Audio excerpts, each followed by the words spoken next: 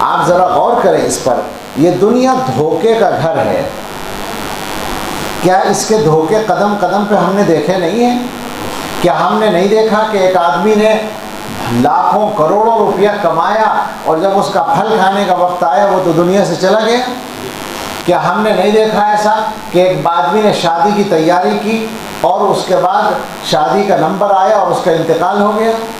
شادی کر کے لے آیا اور راستے میں حادثہ ہو گیا. خبریں آتی رہتی ہیں نا، بارات کی بس الٹ گئی، دولہا دلہن بھی ختم ہو گئے. ایسا نہیں ہوتا. ہمارے یہاں بجنور میں ایک جگہ ہوا تھا کہ دولہا کپڑے بدلنے کے لیے نہانے گیا، بارات تیار ہے، غسل خانے میں گیزر تھا، اس سے بجلی نے پکڑا اور وہ مر گیا.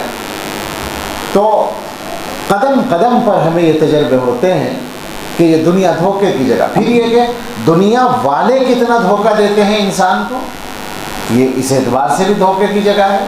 پھر یہ کہ شیطان انسان کو کتنا دھوکہ دیتا ہے، اس اعتبار سے بھی دھوکے کی جگہ ہے. تو ایسی دھوکے کی جگہ سے کم دلچسپی تو نہیں ہونی چاہیے. ہم یہ نہیں کہتے کہ اس کا کوئی کام نہ کرو، دنیا کی ضرورتوں کے سارے کام کرنے ہیں.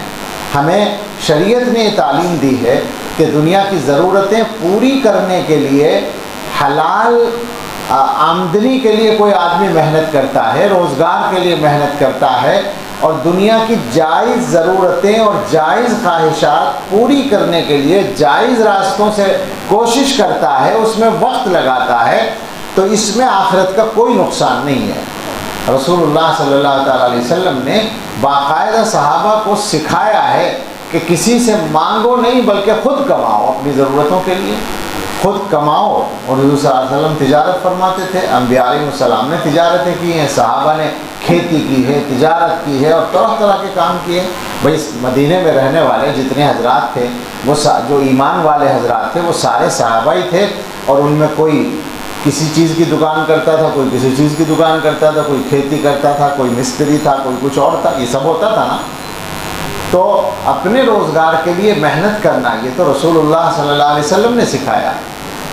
شریعت نے یہی تعلیم دی ہے. ایک آدمی مکان بنا رہا ہے اپنی ضرورت کے لیے، اور مکان کے لیے مناسب انداز میں زینت اور اس کی صفائی اور پختگی اس کے لیے کام کر رہا ہے، بالکل صحیح ہے، کوئی حرج نہیں. حضرت تھانوی رحمۃ اللہ علیہ نے لکھا ہے کہ جائز ضروریات اور جائز خواہشات پوری کرنے کے لیے جو کچھ محنت کی جائے وہ درست ہے، اس میں کوئی حرج نہیں. اللہ نے ہمیں دنیا چھوڑنے کے لیے نہیں کہا، لیکن کم سے کم اتنا تو ہونا چاہیے کہ آدمی کی نظر میں دنیا جہاں ہونی چاہیے وہیں رہے، اور آخرت جہاں ہونی چاہیے وہیں رہے. جہاں جلدی سے جلدی جانا ہے اور پھر جانے کے بعد واپس نہیں آنا، ہمیشہ رہنا ہے.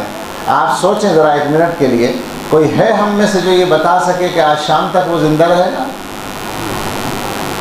اذان تک ہی کوئی دعویٰ کر دے کہ میں زندہ رہوں گا؟ کچھ پتہ نہیں ہے کسی کا بھی. تو جب اتنا خطرہ ہر وقت سامنے ہے تو کم سے کم اس کی اتنی فکر تو ہو کہ آدمی کوشش کرے وہاں کا نقصان نہ ہو. اور اگر خدا نہ خواستہ ہو جائے غلطی تو کم سے کم توبہ کرنے کی تو عادت ہو آدمی کو، اللہ سے ڈرنے کا تو مزاج ہو.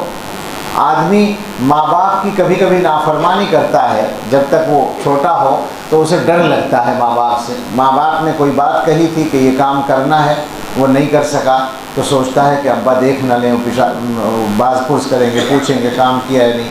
کسی کام کے کرنے سے منع کیا تھا اور وہ غلطی سے کر بیٹھا تو ڈرتا ہے کہ مجھ سے باز پرس ہوگی، پٹائی ہو سکتی ہے. تو یہ ڈر جو والدین کا ایک زمانے میں آدمی پر ہوتا ہے، کم سے کم اتنا ڈر اللہ تعالیٰ کا ہی ہو آدمی کے مزاج میں. اسے یہ خیال ہو کہ میں نے گناہ کیا ہے تو کہیں اللہ کی پکڑ نہ ہو، کہیں آخرت میں مجھ سے سوال نہ ہو، لہٰذا میں توبہ کر لوں، لہٰذا میں ٹھیک بن جاؤں، اپنے آپ کو ٹھیک کر لوں، آئندہ غلطی نہ کرنے کا عہد کر لوں. یہ سب کچھ ہونا چاہیے نا.